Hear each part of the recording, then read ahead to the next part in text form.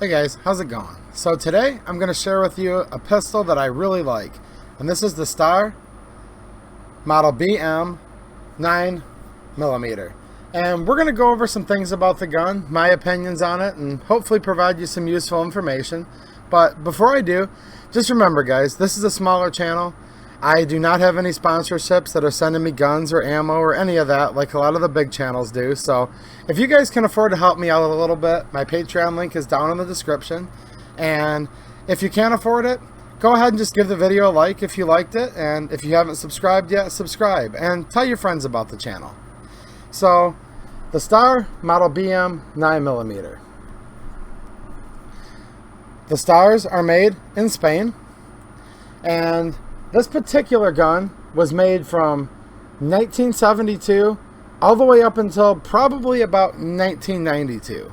Now, I have heard a couple people say they've seen examples that were made in 93, but the general consensus is they made these for about 20 years, from the early 70s all the way until the early 90s. And these have seen military use and extensive police use in Europe as well as other continents throughout the world. So obviously the primary user of this gun would be Spain. It was also used in Libya, Rhodesia, and South Africa. This gun has also seen use in several wars, including the Rhodesian Bush Wars, the Libyan Civil War, and the South African Border War. So this is a gun that actually does have a lot of provenance and use in both military as well as police action. So when you very first look at the Star model BM, you think to yourself 1911. And it's very obvious this gun is styled after the 1911, and it does share many things in common with the 1911, but there's several things that are actually completely different. So I'll go over some of those examples in just a minute. But to start off, we basically have, like I said earlier, a 9mm, regular 9x19, 9mm Luger, Parabellum, whatever you want to call it. The gun is 1911-ish as far as its shape, its size, and its ergonomics. However, this would be more of a compact model. Being at about 7¼ inches, it's going to be shorter, obviously, in the slide and in the barrel than the classic M1911. It also features a 4-inch barrel. The gun is basically a solid steel design. Besides the polymer grips, which are also very 1911, it features a solid steel frame, which is made from steel forgings. So we have a forged frame, a forged slide, a forged barrel, and the other parts, controls, trigger, hammer, also being made of steel. So this is a very solid, substantial little gun. When you hold it in your hand, you can feel the weight in it, weighing in at about 2 pounds, 3 ounces. This gun feels very substantial, which makes it a little heavy to carry, but it also makes the gun such a pleasure to shoot. And we're going to take it out to the range in a little bit here and do some shooting so you guys can see how this gun shoots. But right off the bat, this gun is very, very comfortable. Being a single stack like the 1911, it features a very thin grip frame, a nice beaver tail on the back to protect you from any kind of hammer bite or slide bite. As you can see, the magazine holds open the slide on the last round. The magazine release is up where we kind of expect it to be as American shooters, where you can, if you're a right-handed shooter, you can just come over to the left side with your thumb, hit the slide, hit the mag release. Now you're going to notice right away, this does not have a drop-free mag, and there's nothing wrong with this gun. It's not like there's anything wrong with the mag catch or the magazine or anything. This is actually the way these guns were intended to be. So, whereas in America, we like generally for our mags to drop free so we can have the faster reload. Well, Europe has long had the idea, especially when these guns were made, keep in mind from the 70s to the early 90s, that retaining your mag at all costs is very, very important. So you didn't want the mag to drop free, because if the mag gets dirty, damaged, or lost, it could take the shooter out of the gunfight, right? The soldier, police officer, etc. So when we push the mag release, we're going to see that it just comes down a little bit, just enough. And there is a tab that protrudes on the front of the magazine that you can grab with your thumb or finger. Secure the magazine, put it in your mag pouch, pocket, or whatever for a reload at a later time. So, for an American shooter that's used to a lot of the drop-free mags, that may get on your nerves. To me, it's not much of a problem because when I'm out at the range, I generally like to grab my magazine and, you know, keep it with me too. There's really no reason for me to be dropping my mags on the ground, but that's just me. So this could be a plus for some shooters, which in my case, I like that it retains the mag, or it could be a minus if you like your mags to drop free. Either way, I don't care. It's more of a matter of preference, right? Now, one more thing while we're taking the mag out of this gun. There's a couple things with these that you have to keep in mind, and I'm going to go over one of them first to keep your gun in good operating order and make sure you don't accidentally ruin it, right? So when we go to insert the magazine back in, we're going to notice there's a little bit of a hitch when it gets about halfway. That is because it is engaging with the mag catch release. Now, the tempting thing to do is just to hit at the mag and have it slam in. Well, the way the Star was designed to be used, and in the manual of arms, when people were trained to use these, you actually want to push in on the slide release catch here, the mag release catch here, hold it in, and then you'll find the mag will just click into place effortlessly. After you've overcome the mag catch there, you can give it a tap just to be sure that it's inserted. And this is important because there have been people that have reported actually breaking or damaging their mag catch inside of the frame of the gun by just simply putting it in so they feel the resistance and slamming it home. So do yourself a favor, because these guns are cheap, but parts for these can be hard to find and can be somewhat expensive, just depending. There are parts available for these, but it's better just to use the gun as it was intended and save yourself some money and headache, right? So I'm going to push the release in here one more time, and you're going to find now the mag goes right in. Then you can give it a little slap, and you're good to go. We'll also notice that there is a slide catch that also functions as a release on the left-hand side. So on an empty mag or a loaded mag, either or, we can push down. Let me get this gun into position here. Sorry guys, it's hard to do this on camera. Alright, and it slides forward. Now this particular example was a little bit difficult for me because this one is a practically unissued gun. I've bought several of these over the years just because they're so cheap. And let me get that out of the way right now. These guns have been available for years, but there was a big import of them that came in 2017 and 18. Century Arms brought in a ton of these. They were for sale at Classic, J&G, and other places like that. So these could be purchased, and still can actually today, for about $180 for more of a shooter's grade with some more wear and tear, or a good to excellent example like you might get here for about $229 or so. $220, $230, in that range. Now, it's always the luck of the draw with a milsurp, so just because you buy a very good to excellent, it might not look as good as this example, but it certainly gives you better odds, and most of the time you kind of do get a better gun when you pay for the higher grading. Depends who you buy it from, etc. That's kind of the fun thing with milsurps. You kind of never know what you're going to get, right?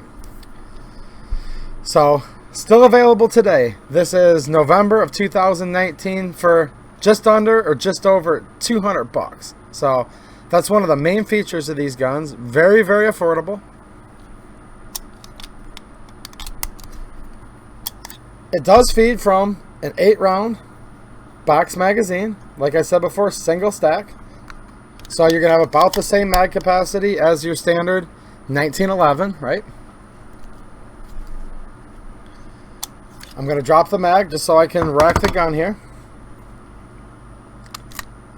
And this is the first thing you'll notice with one of these. The machining on them, impeccable. The quality of fit and finish, the quality of materials. Trust me, these are definitely not a $200 gun. The only reason they're this price is because these have seen use in war and police service, and the country of Spain and other countries no longer needed them. So they're selling them here to American shooters and collectors alike. But don't think the normal $200 gun, because when you hold one of these, it clearly feels on the caliber of at least a $500 to $600 or even some $800 to $900 modern, new production guns. still don't quite have the degree of fit and finish of these little stars. And that's one of the main things I like about them. So as we rack the slide, perfectly smooth. It literally feels like it's on ball bearings, guys. Greased ball bearings. I mean, this thing is just so smooth in every way. The slide, very, very tight. There's nothing that wiggles around on these guns. Just excellent, excellent quality. And speaking of fit and finish, many parts of these guns are hand fitted. So that's why you want to take care of these and not unnecessarily break some of the parts. I've already talked about how to properly insert the mag. I'm going to talk about dry firing it in just 1 second.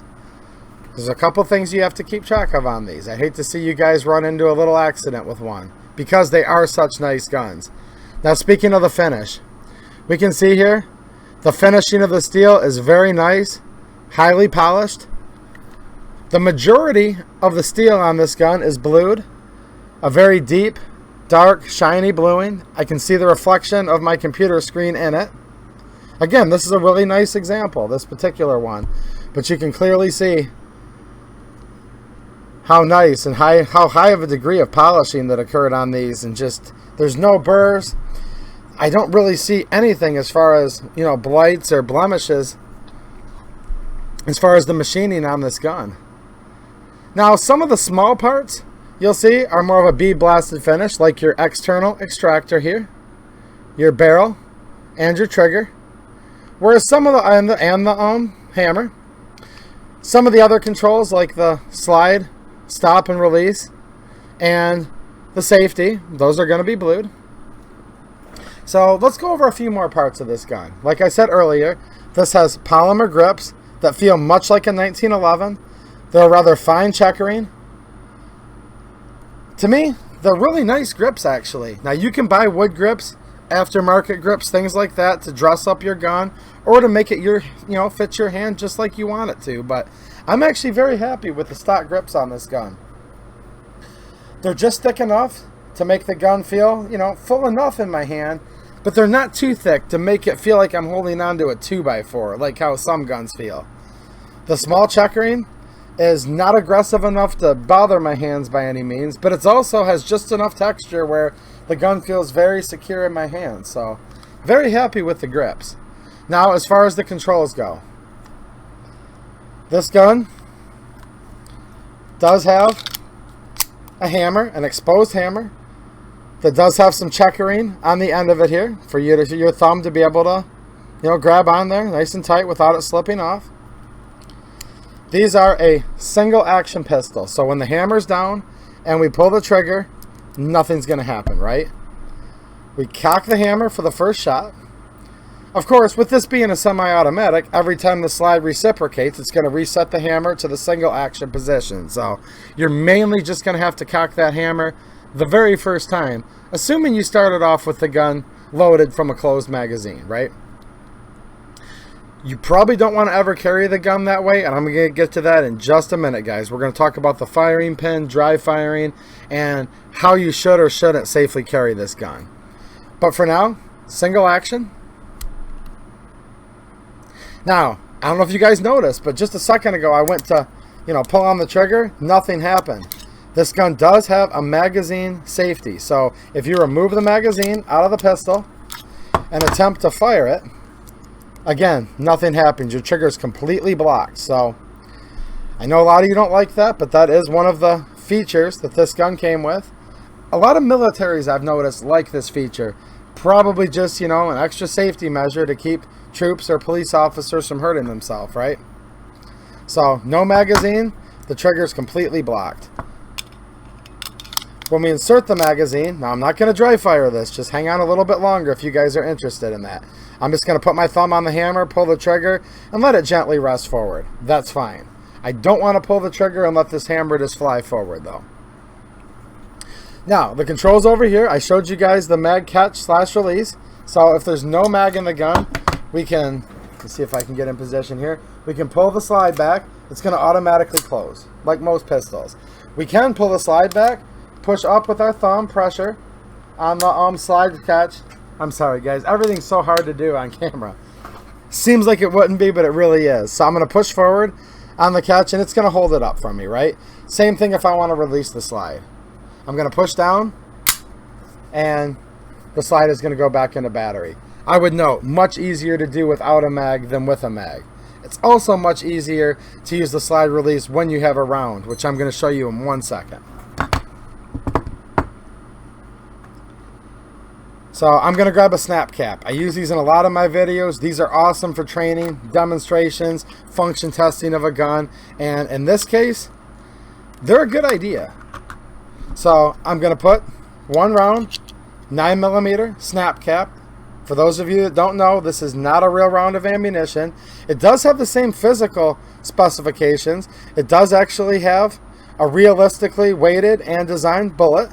The case is a real case, but instead of having a primer in it, there is just a piece of silicone type rubbery material in the back that is just gonna basically allow a little bit of a cushion and simulate the firing pin hitting a primer rather than just going into empty airspace as it goes through the breech face, right? Alright. I'm going to start off and I'm going to lock the slide to the rear, guys, just so I can show you how the release works. I'm going to load up the magazine. Remember, there's a little hitch there. You're not going to do it this way if you're not on camera. You'll do it just the regular way with your thumb, but I'm going to push down. It's going to go right in there. I'm going to give it a little love tap because that's how I always do it, just to make sure. Now we have a round that's in the top of the magazine, ready to be chambered. Now I'm going to actuate the slide release and see how easy it went into battery there. No problem at all, because we're pushing down with the round a little bit on the slide catch, right, that holds it open. So there you go. We now have a round chambered. Let's check out the trigger on this gun. So we are in single action right now. We're going to notice right away the trigger is going to have just a teeny bit of take up. And when I say tiny, I mean just ever so much. Can you see that there? So little, it's hard to see. And we're immediately going to hit a wall. I'm going to pull through. Very light, very crisp. And the hammer fell down. And if this was a real round, it would have fired. Let's try this again. Now with this being a single action only, I don't have to rack the slide to fire this again. I can just simply pull down on the exposed hammer. Now I'm back, ready to fire again. So, teeny bit of slack. Immediately a wall. You just push with relatively light pull, and the hammer drops. There's no creep in this trigger whatsoever. There's absolutely zero over travel, zero stacking. So, for someone who likes the feel of a 1911, pretty close. Now, while we're talking about 1911s, it looks like a 1911. It has a lot of things in common with the 1911, but here's a few things that are different. So first and foremost, the 1911 has a grip safety on the back strap under the beaver tail. The Star does not. So that's one big differentiating factor, right?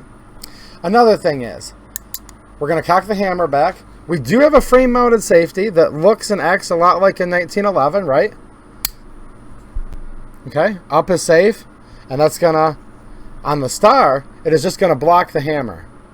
On a 1911 though, the frame safety actually blocks the sear. It blocks the motion of the sear. So, even though the safety is very similar in the manual of arms for the 1911 and the Star, the way they physically work inside is different.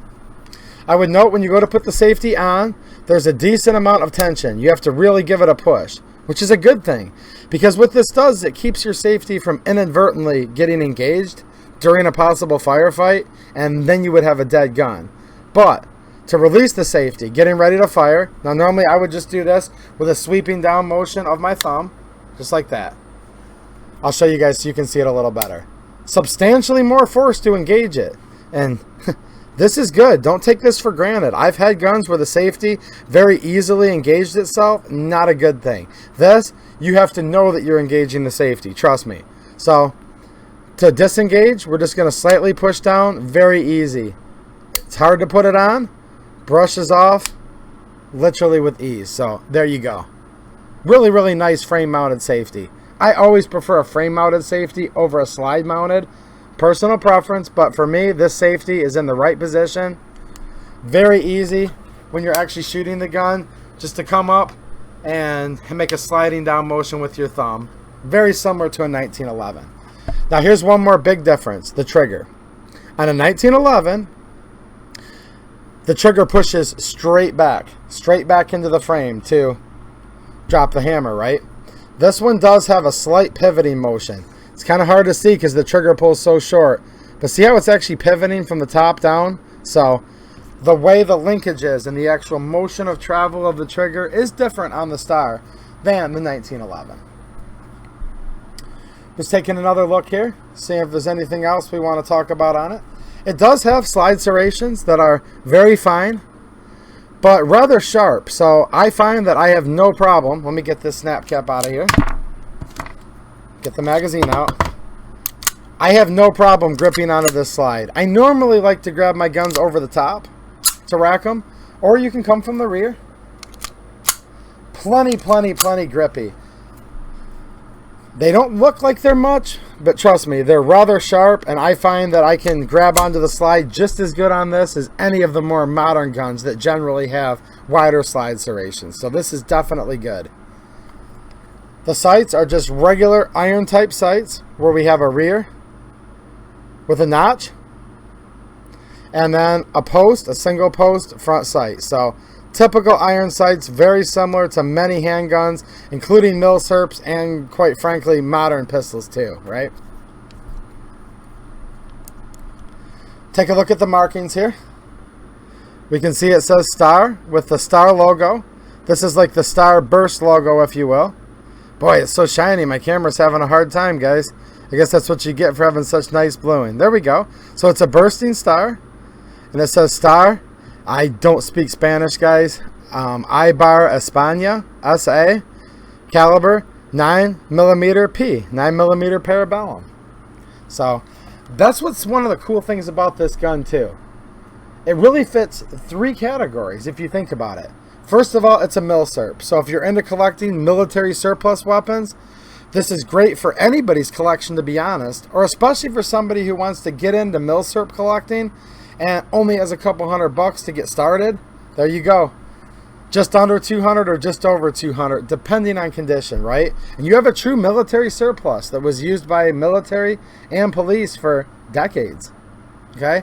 The other thing is, just for a shooter, to have basically a 1911-esque gun of this fit and finish and quality for around $200, that also makes these a really good deal in my opinion. Everything on this gun, like I said before, makes it feel very substantial. The weight is actually a good thing. It's super easy to shoot. So it's a fun gun to shoot at the range is another reason why I really like these. And here's the kicker. It shoots regular old 9mm, which is basically the cheapest center fire rounds you can buy because it's the most prolific round in the world and I would say in the United States. So cheap ammo, cheap gun. It has, if you're into collecting, it has some provenance and some history behind it. If you're into shooting, the thing's a pleasure to shoot. Now, a couple questions I've gotten on this gun. Would you concealed carry it? For me, no. The gun's quite heavy. It only holds 8 rounds in the mag, and probably should only carry it with 8 rounds. And here's why. This is important, guys. And I did a video that I went in great detail, a lot more detail than I'm going to today, on how not to ruin your milsurp pistol. I'll put the link to that down in the description. But back to what I was saying earlier. We should always have a snap cap, which I just dropped on the ground, when we're dry firing this gun. So I'm going to put the snap cap back in here. Push the mag release in as I'm putting the magazine in. Chamber the round. Fire away with a snap cap all day. You're totally good. Here's why you want to use it. First of all, I said earlier, these guns have a lot of hand-fitted parts. When it comes to the firing pin on these were hand-fitted, and there were several different lengths of firing pins that were being used by Star over the years, even through current production years, you know. A current production year of that time. This gun hasn't been made in 92. I didn't want to misspeak there, but different lengths of firing pins, hand-fitted, etc. Okay, so the Star has what's referred to as a non-inertia firing pin. Most modern pistols have an inertia firing pin, and what that means real simply is this. When you cock the hammer back, the firing pin is going to be rear of the breech face. Now the breech face is that spot on the slide that has the little hole in it where the firing pin can come through and light off the primer, okay? So right now the firing pin would be behind the breech face. When you fire the round, the firing pin would come out of the hole in the breech face, the firing pin hole. It would fire the primer, and then a spring, you know, would come back and bring the firing pin back. So when the hammer's down in the rested position, the firing pin is actually behind the breech face, meaning it can't touch the primer, right? Now with these, even when it's in the rested position like it is right now, the firing pin is still actually protruding through the breech face, okay? So without it having that spring in there to create like a little bit of a buffer, you can actually damage and break the tip off of your firing pin by dry firing this pistol, because when it goes through the breech face, instead of it having a primer, or in this case a snap cap, to slow it down, okay, there's nothing, and it's just going to be a hard clank of steel on steel. The firing pin being smaller and a lot thinner, it's going to lose the battle against that thick breech face that's built into the slide. Now with a lot of modern guns, we don't worry about dry firing because there's a spring, like I was saying earlier, that slows it down and doesn't let it slam so abruptly through the breech face, through the firing pin hole. So if you don't want to have to get into a firing pin replacement, which can be touchy on these, the firing pins can be expensive. There's multiple sizes. Yes, there is a guy that does make custom firing pins for these, but you're going to pay for that custom service, right? So don't dry fire the gun if you don't want to take a significant risk of damaging a firing pin that's going to be hard to source, and I don't even want to get into it in this video, but very difficult to replace. There's a lot actually that goes on to take a firing pin in and out of these guns. So don't dry fire it. Another reason I would not carry this as a concealed carry myself is the fact that you don't want to carry these really with a loaded chamber, because the firing pin is protruding even at rest. So you definitely don't want to ever drop the hammer down on a loaded chamber, because it's possible to fire the pistol by just simply easing the hammer down. That would hurt your thumb, wouldn't it? Now the pistol should always be in a safe direction, but you don't want anything like that, right? And even if it didn't go off when you lowered it down, just a slight hit to the rear could and probably would detonate that primer and make that round go off. So now you're down to 8 rounds. I wouldn't really want to carry one of these, like I said, in the chamber, so I wouldn't want to do 8+1. The gun's pretty heavy, and they're a little bit on the older side. Now, for those of you that concealed carry it, that's totally fine. A lot of you guys probably know more about these guns than me, and if you've taken all these things into consideration and you still want to carry it, I'm the last person that's going to stop you. I truly believe adults, as long as they're not infringing upon the rights of others or being dangerous to innocent people, you can do whatever the heck you want. So if you do carry this gun, that's awesome. God bless you. I'm not going to carry it, and if anyone asks me, it's not going to be my concealed carry. But like I said earlier, do I recommend own one of these? Heck yeah, I do. Around 200 bucks. Very, very pleasurable shooters. The cheapest center fire ammo that you can buy with a 9mm. Just wanted to kind of tell you guys about these before they completely dry up. They're getting a little harder to find, but they're still available right now on the primary market for about $180 to $220. And I'll show you guys real quick another example. This would be an example of an excellent condition. So even if you pay more of the $40 upcharge or so, depending where you buy it, to get the good to excellent, this would be on the upper end of what you would expect, and you're not necessarily going to get one this nice. Now, why is mine so nice? Well, I did it the old-fashioned way. Due to all the reasons I told you earlier, I consider these an excellent value as far as a future investment. So I've bought several of them, and this is my nicest one. Now, here's an example of more of a shooter grade. We can immediately see there's more wear on the slide, a little more wear and tear. The gun's well broken in. I'll show you guys how much easier it is to release the slide on this one. And that was on an empty magazine, okay? There's no round in the chamber or snap cap, so I'm going to gently lower that hammer down. Don't forget that, guys. So, here's one that I paid like the $180 price range. Look, it's a milsurp. Your results will always vary, but you can expect to see something with a little more wear and tear. Cosmetics. I've shot this gun. Shoots just as good as the other one, if not even a little better, because it's nice and broken in, okay? So there's another example of one. The first one I showed you guys was a 1977 production. This is a 79. I'll show you guys one more. And this one is in a really nice holster.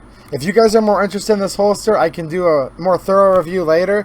But this is an official Spanish Guardia Civil, otherwise known as the Spanish Civil Guard. This is an original, new old stock, authentic surplus holster. But we'll grab this one out. Now, like I said before, the guns were made from about 1972 to 92. So here's another one. This is an example that was made in 1992. If we can get it to focus in on the date there. It does show the date on the front of the trigger guard, on the side of it. There you go, 92. This would be like a last year production pistol. So here's another example. What year you're going to get is usually always going to be luck of the draw. But I would note this has a few different features on it. And this video is already going pretty long.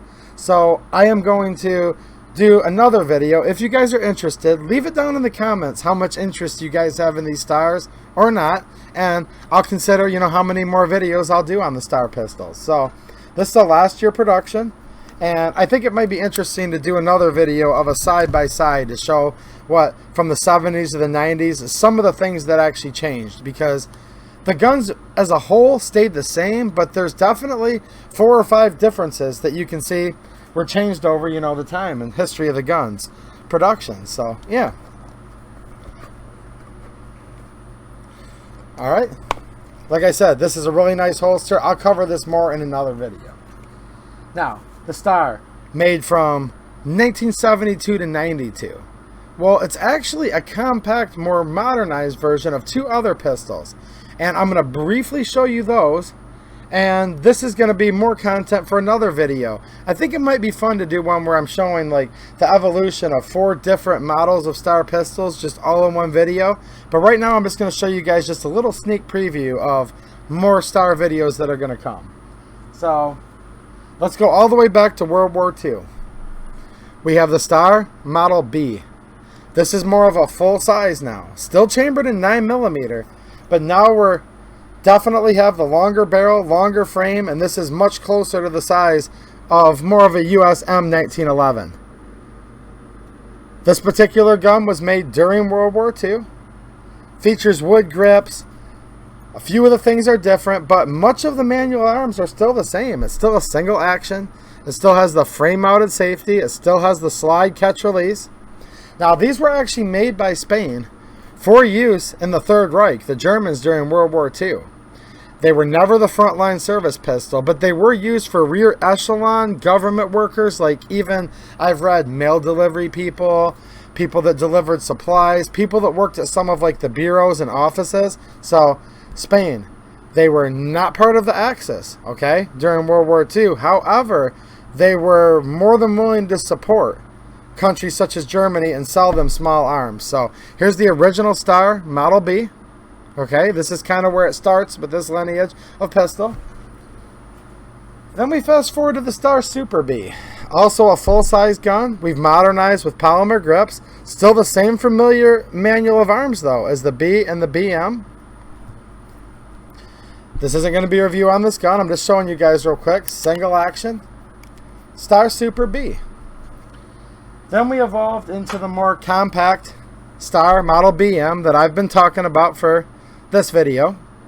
And this went all the way to the early 90s and was ultimately replaced by another gun that I'm going to show you briefly here. Now keep in mind, by the time the 90s rolled around, we had starting to become very popular what we call the Wonder Nines. And probably the most famous example of a Wonder Nine would be none other than the CZ75. And here we have an original Czech Republic surplus model CZ75B. And by the time the 90s rolled around, these guns were being used everywhere.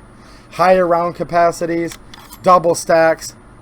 Not a review on this gun, but it's a perfect example of when I say Wonder Nine. So the Star BM being a single stack, you know, short round capacity, etc. Star decided they needed to step up to a Wonder Nine. So we evolved from the Star Model BM into this pistol, which is a Model 28DA. excellent, excellent gun. I'm not going to do a review on it here, but it does deserve its own video. So I'm going to do more on this gun later. So, yeah. Basically, just wanted to give you guys a little teaser how we evolved from World War II, selling guns to the Germans. After the war, going into a Star Super B, full-size pistol. Great gun too, by the way, guys. These, when they were being brought into the country, $200 or less. Then we go into the Star Model BM 9mm. Then we go into the Star Model 28. Model 28 DA. And I have a couple of these too. One in more of a pristine condition. One in a shooter grade. And if you guys are interested, like I said, just let me know. I always like it when you guys talk to me down and give me feedbacks. Tell me your stories. Talk to me down in the comments, etc. We'll talk about these more. We can do a complete history from Star A through Z if you guys want. I really like these guns if you guys can't tell. So we're going to take this out to the range and take it for a little shooting here and see what you guys think. Just going to run a mag through it real quick so you guys can see how it shoots. Other guys on their videos have done a lot of shooting with it. You can watch those too. Great videos out there on this gun. I just thought I'd kind of go through a little laid back, hanging out with my buddies type of video and talk about these Stars, which are such a great price and such a great gun. So let's see how it shoots, guys. Star Model BM 9mm.